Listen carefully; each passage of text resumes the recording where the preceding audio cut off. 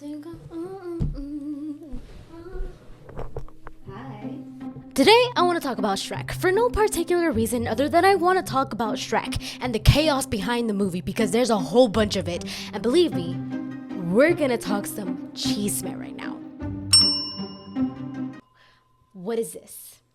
I don't know. We're spilling the tea, and I wish I had some Cheetos so I could snack on during this video because there is a whole bunch of chisme. It's a lot, and I really want to delve into it. I can't believe I've never talked about this in a video before. Get ready, get your popcorn, get your sodas or drinks or tea or coffee. We're about to get started. But of course, before I begin, I have to give out shoutouts to wonderful people that I love and adore. Shout out to Yailinesicaha 9383. I don't know how to say that. I am so sorry for butchering that. ASMR Iris, Vanyas Magic 98, Daria Banika 7995, Ava _Dragon Boba, Totally Not Zero, and Sierra Sosa. Thank you all for supporting my channel. I love you. Thank you for watching to the end of the video. Let's get started, shall we? Because I have some tea to spill. So, the battle is won. You may remove your helmet. I think by now we've probably heard there was some drama relating to Shrek the movie, but if you haven't, oh my god, you're in for a ride because it's a lot and it's quite interesting. Do you think maybe he's compensating for something? I'm pretty sure all of y'all have watched Shrek the movie. I don't think I have to recap anything for you, but I need to point out some similarities that Shrek has with the Disney movies because Shrek is not Disney, if you didn't know. Shrek is actually DreamWorks. One thing I've always wondered was they have so many fairy tale creatures in there, Disney fairy tale creatures, and I'm just shocked as to how they did not get sued. Come to find out, Disney doesn't actually own these fairy tale creatures. They own their versions, but these fairy tale princesses and creatures and all of that are actually pretty much just stories that are passed down from generations. Like, a lot of them are Grimm.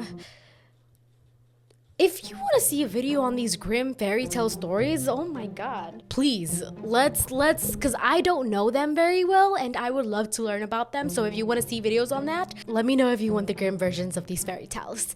Anyways, so yeah, Disney doesn't actually own these creatures and characters and Disney princesses. They own their versions, but not the actual, you know, whatever. So that is how DreamWorks is able to make a movie based on these fairy tale creatures. There's a lot of them. Pinocchio, Snow White, Cinderella, Tinkerbell, Donkey? Alright, I hope you heard that. She called me a noble steed. The pigs? Signed an eviction notice. Did Disney make a movie about the pigs? All, if not most, of these characters are seen in Disney movies. Disney was not able to sue DreamWorks because of this, but funny thing is that the director, writer, producer of the film actually sued Disney. But we'll get into that. You may know that Shrek was actually made to make fun of Disney. Maybe you didn't know that, and maybe that's not entirely true, but I think it is true, although it's not really, what is the word, confirmed, but I am more than certain that it's true. But you may have noticed while watching the movie anyway, because the movie actually starts like Snow White starts, where the book is open and there's a fairy tale and da-da-da-da-da and... Like that's ever gonna happen. Nope. Shrek just completely ruins that story. It's completely different, averts your expectations when you first watch the movie, and it's quite refreshing. And I hope he got everything clean with that page. So that's just one instance. They kind of just make fun of the true love's kiss saves the princess type thing. And when they arrive to this kingdom or Duloc or whatever it's called, it's pretty much like Disney World. The entrance, the parking, the information center. The song actually sounds a lot like It's a Small World, and It's a Small World is a ride in Disneyland or Disney World, one of those. I don't know the difference, but yeah. The Fiona character kind of represents how Disney princesses are kind of dumb. Disney princesses, for the most part, are pretty much perfect. Like, too perfect. Too good to be true.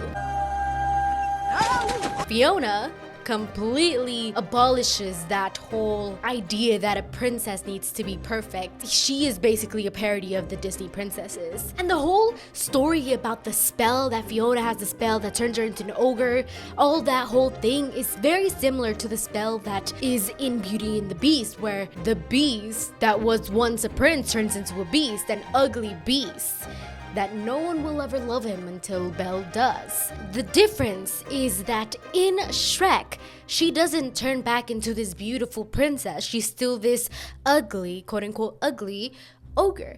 I'm supposed to be beautiful.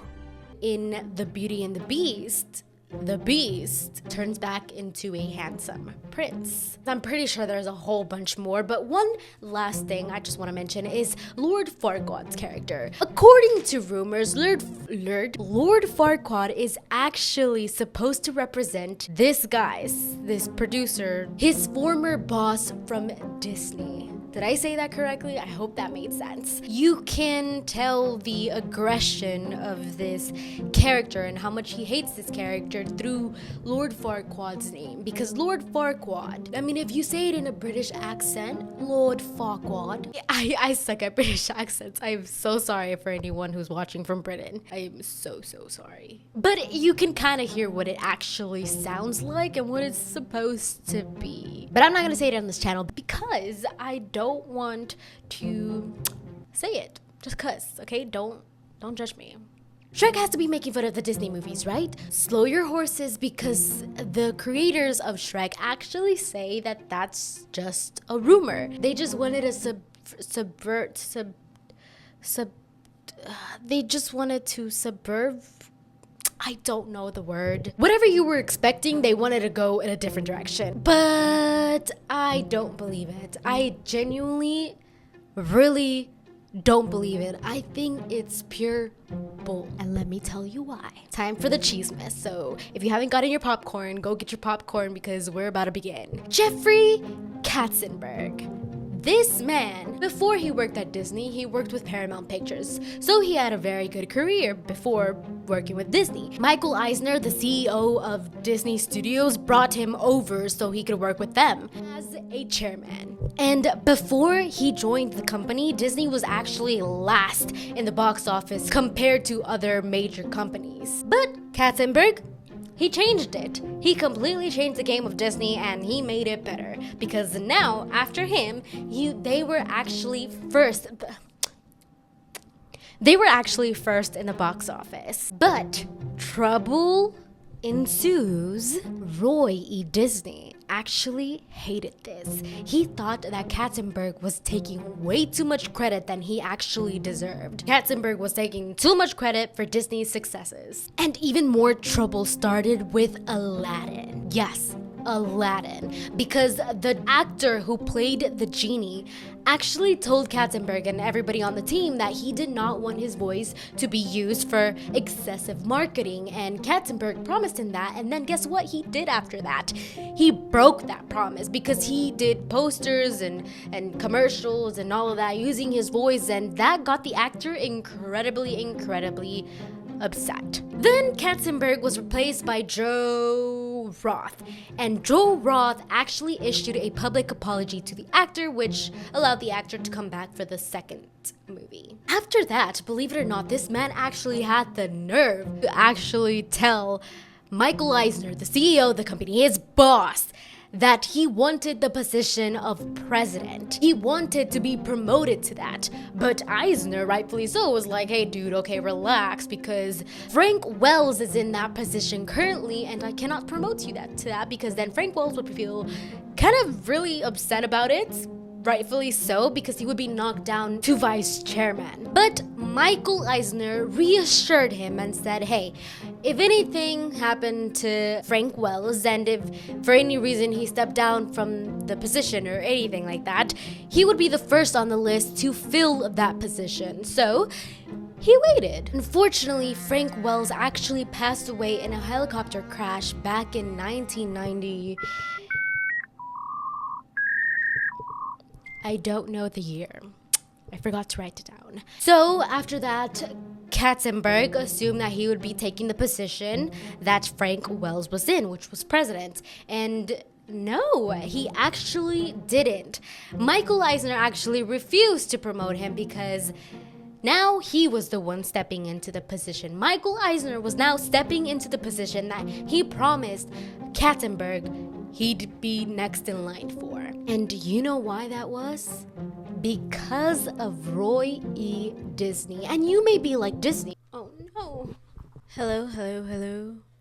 Okay, my camera did not die actually, my card got full, so that is very unfortunate. I have no idea what the last thing you heard was. Let's continue from where I think I left off. Yes, Roy E. Disney, and you probably think, that name sounds very familiar because of the name Disney in his name, and you're like, oh, Disney, he sounds important. Well, yes, he actually was. He was the nephew of Walt Disney, I believe.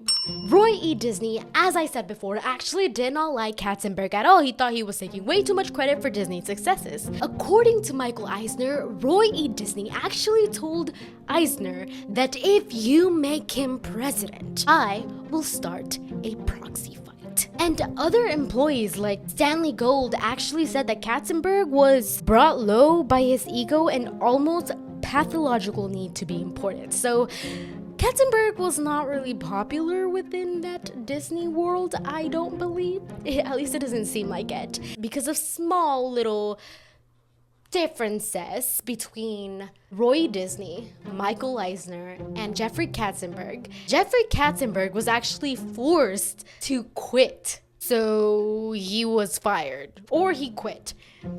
One of the two. And after that, Jeffrey Katzenberg actually sued Disney for $250 million.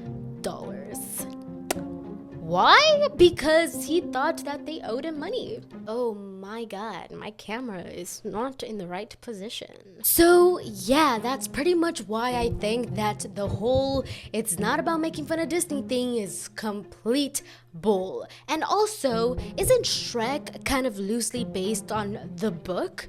Correct me if I'm wrong, but I don't think that book has anything about Disney fairy tale creatures. So, what do you think? Even though they deny it, I think it's bull, and I want to know what you think. Do you think it's also bull? I want to know your opinions in the comment below. If you've made it this far into the video, comment down. Ogres are like onions. Ogres are like onions. And you may get a shout out in the next video. So, thank you all for watching. Goodbye.